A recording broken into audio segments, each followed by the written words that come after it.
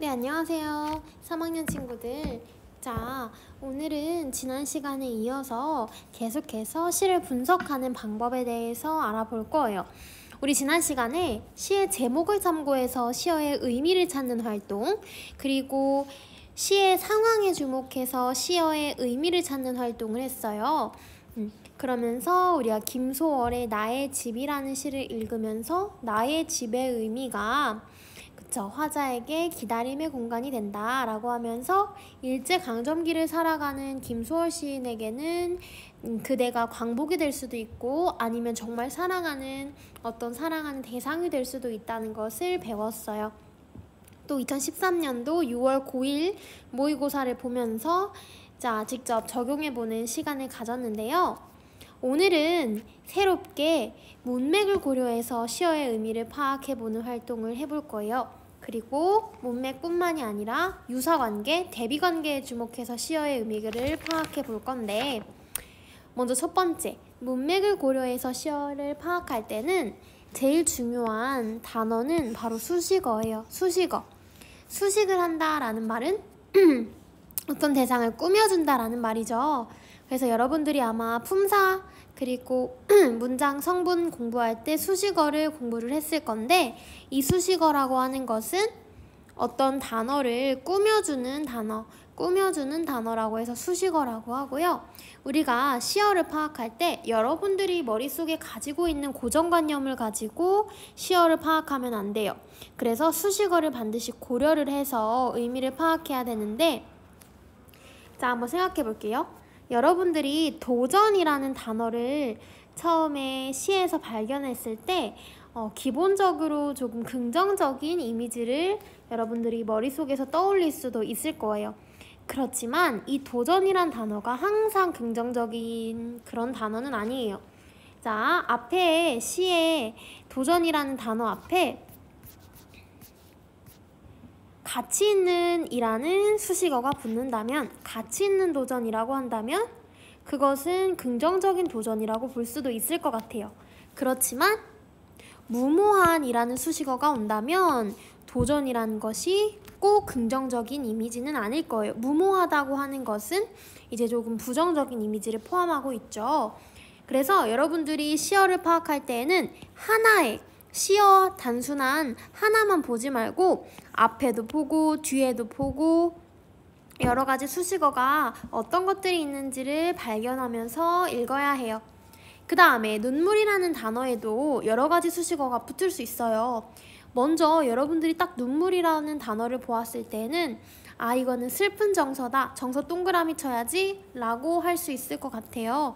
그렇지만 그런 고정관념에 사로잡혀서 여러분들이 시를 분석하다 보면 좀 창의적인 발상의 시들을 해석해내기가 좀 어렵습니다. 그래서 눈물 뒤에 만약에 뭐뭐를 거두자, 눈물을 거두자 라는 서술어가 같이 나온다면 이거는 부정적인 눈물의 의미가 맞을 수 있고요. 그 다음에 눈물이 아름답다 라고 새로운 발상으로 시를 썼어요. 아름답다라고 하는 것은 긍정적인 의미가 주로 있기 때문에 눈물이 아름답다라고 했을 때는 이거는 시적화자가 눈물에 대해서 지금 긍정적인 태도를 지니고 있구나 라고 생각해 줄 수 있을 겁니다. 그래서 여러분들 중요한 거는 단어 하나하나만을 따로따로 분석하지 말고 앞에 어떤 단어가 있는지 뒤에 어떤 단어가 있는지 수식어를 늘 고려해서 의미를 파악해야 한다는 것을 잊지 말아야 해요. 이해됐죠? 네, 예를 들어서 3번의 예를 들어보면은 수식어를 고려한 의미 파악에서 예를 들어보면은 여러분들 사랑에 대한 시가 다양한 것들이 많을 거예요. 그런데 사랑에 대해서도 앞에 수식어, 뒤에 수식어를 보다 보면 부모님의 사랑인지 아니면 이성 간의 사랑인지 아니면 종교 개념으로 가서 신에게의 사랑인지 이렇게 수식어를 고려하다 보면 같은 사랑이라는 단어도 여러 가지 주제로 해석이 가능합니다. 여러분들 시를 읽을 때에는 반드시 앞뒤 수식어를 확인하는 거 잊지 마시고요. 그리고 네 번째, 유사관계와 대비관계를 주목해서 이번에 시어의 의미를 파악해 볼 건데 여러분들이 생각보다 이런 유사관계, 대비관계를 찾는 거를 어려워하더라고요. 선생님이 예시를 가져왔는데 요거는 서정주 시인의 견우의 노래라는 시예요. 서정주 시인은 이렇게 좀 견우직녀 이야기 아니면 춘향전 이렇게 옛날 우리나라의 고전소설 판소리개설화를 가지고 시를 짓는 분인데 여러분들 서정주의 추천사라는 춘향이가 그네를 타는 것을 묘사한 시가 있는데 그거 꼭 한번 읽어보세요. 여러분들 고등학교 가기 전에 읽어봐야 할 필수 작품입니다. 여기다 써줄게요. 추천사 한번 읽어보세요. 자, 견우의 노래 읽어보겠습니다. 우리들의 사랑을 위하여서는 이별이 있어야 하네. 높았다 낮았다 출렁이는 물살과 물살 몰아갔다 오는 바람만이 있어야 하네. 오, 우리들의 그리움을 위하여서는 푸른 은한물이 있어야 하네.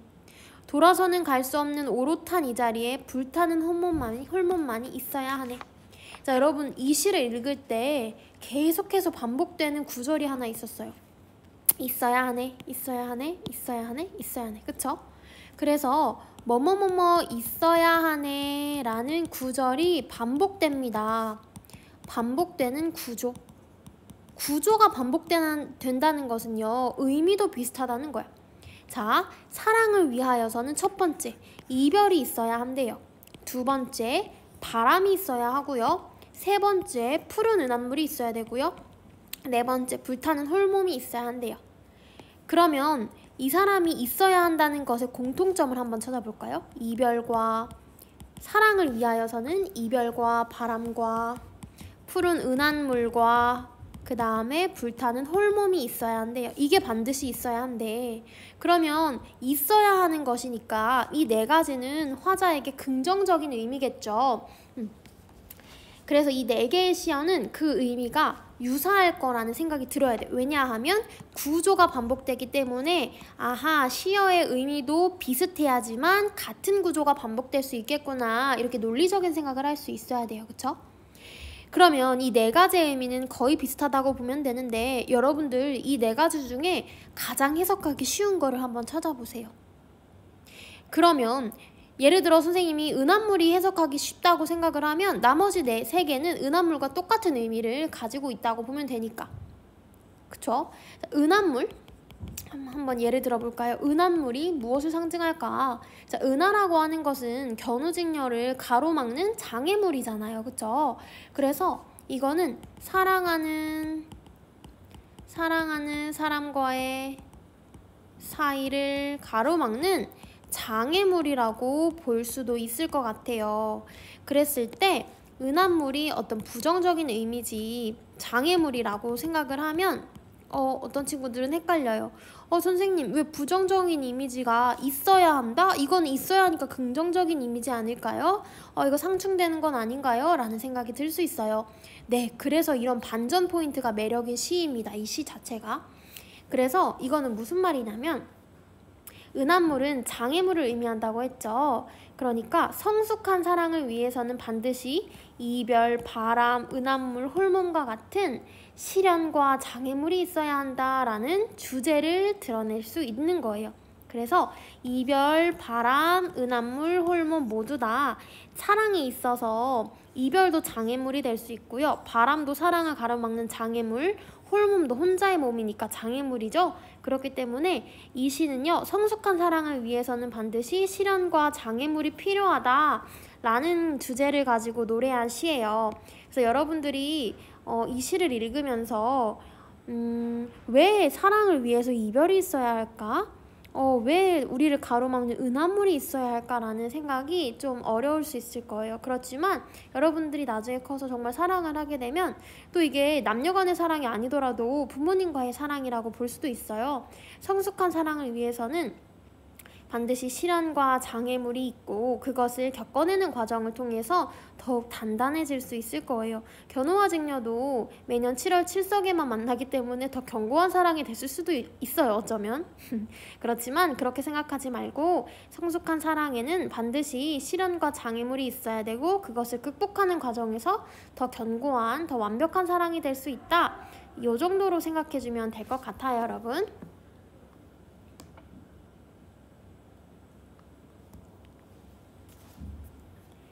자, 그래서 이거에 대한 연습 문제가 하나 있는데요. 손택수 시인의 감자꽃을 따다 라는 시예요.